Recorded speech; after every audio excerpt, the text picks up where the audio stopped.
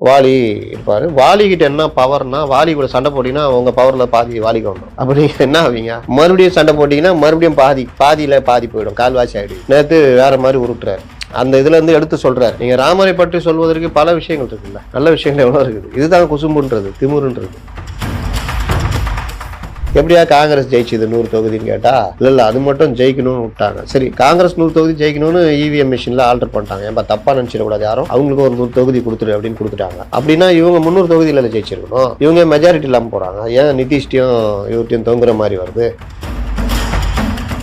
நிர்மலமா ஏன்னா ஹேக் பண்ண முடியாதுன்னு ஒரு தேர்தலில் தீர்மானிக்கிற அளவுக்கு நீங்க மாற்ற முடியாதுன்றது. அதை உருட்டுனதை கொஞ்சம் ஓரம் கட்டி வச்சுட்டு புது உருட்டு 41 லட்சம் வாக்காளர்கள் மகாராஷ்டிரால. அது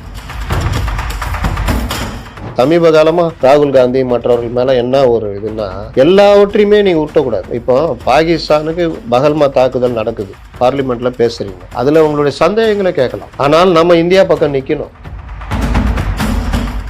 இந்த வரி விதிப்பு எதிராக ஒருத்தர் பேசுறாரு, உடனே வந்துருதா இல்லையா, எடுத்து போட்டாங்கல்ல. இப்ப சிதம்பரம் பேசுறாரு, அவர்கள் பாகிஸ்தானியர்களே இல்ல, பாகிஸ்தானியர்கள் எப்படி சொல்வீர்கள்? அப்ப பாகிஸ்தான் இதை எடுத்து பயன்படுத்துமா, பயன்படுத்தாது?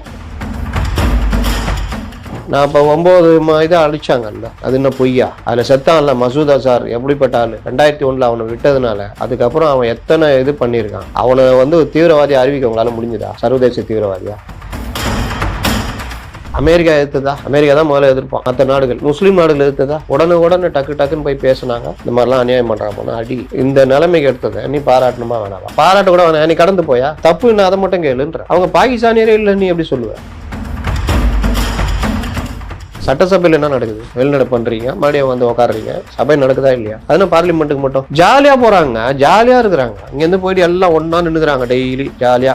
வண்டியா சாப்பிட்டியா? போண்டா போட்டுக்கிறாங்க புதுசா. இல்லையா, நல்லா இல்லையா, சம்சால போட்டான். இன்னைக்கு பாரு, இப்ப போய் இப்ப சாப்பிட்டு பாரு, உருளைக்கிழங்கு போண்டா நல்லா இருக்கு. இப்படியே தான் பேசிட்டு நின்னுக்கிறாங்க. அதே மாதிரி பார்லிமெண்ட்ல உட்காந்து ஒரே ஒன்று கத்துறது, நடக்கிறது. இவர்களை மக்களை செருப்பால் அடிக்கணுமா வேணாம்?